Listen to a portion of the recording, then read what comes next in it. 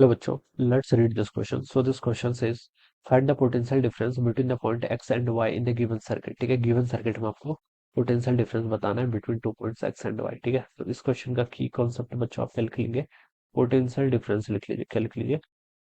Potential difference. This will be the key concept of this question. ठीक है, अब बच्चों देखिए इस क्वेश्चन को स्टार्ट करते हैं. ओके, ये सर्किट को देखिए आप ऐसे समझ लीजिए. ये पॉइंट आपका एक्स है. ठीक है, यहाँ से आपकी करंट दो ब्रांच में कट रही है. एक तो देखिए 1 एम्पियर की करंट आ रही थी, एक इधर को जाएगी, एक इधर को जाएगी.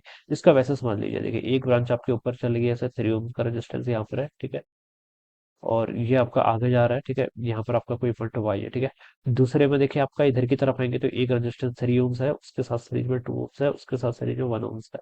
तो इस तरीके से हो जाएगा. ये आपका 3 ओम्स है, ये आपका 2 ओम्स है, and this is our 1 ohms. Alright, अब इन दोनों पॉइंट के बीच में पोटेंशियल बताना है. करंट कितनी जा रही है आपकी? 1 एम्पियर के इक्वल जा रही है. ठीक है, तो ऐसा कर लीजिए ना. देखिए ये तीनों के तीनों कैसे कनेक्टेड है? सीरीज में. और सर सीरीज में रेजिस्टेंस क्या हो जाता है बच्चों? ऐड हो जाता है. ठीक है, तो आर यहाँ आर नेट नहीं लिखते हैं हम. इन तीनों का रेजिस्टेंस जो आपका है 1 2 3. ठीक है, तीनों सीरीज में है, तो एडिशन हो जाएगा.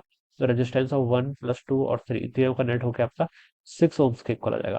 तो इस पूरे को मैं क्या लिख सकता हूँ? 6 ओम का रेजिस्टेंस से रिप्लेस कर सकता हूँ. ठीक है, ये पूरा 6 ओम्स का रेजिस्टेंस हो गया.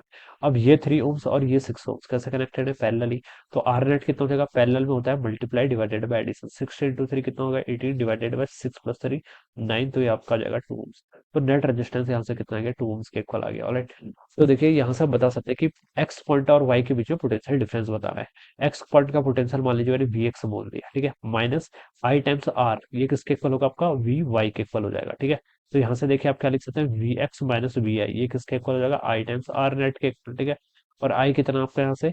आई आपका 1 एम्पियर है. देखिए 1 एम्पियर की करंट जा रही है. आर नेट कितना आपका? 2 के इक्वल, तो 2 वोल्ट के इक्वल आ जाएगा. Sir 2 volt will be the potential difference between this two, जो कि आपको देखिए फर्स्ट ऑप्शन में गिवन कर रखा है. ऑलराइट, तो फर्स्ट ऑप्शन क्या होगा इसका right answer? So I hope you understood this concept. All the best and thank you so much.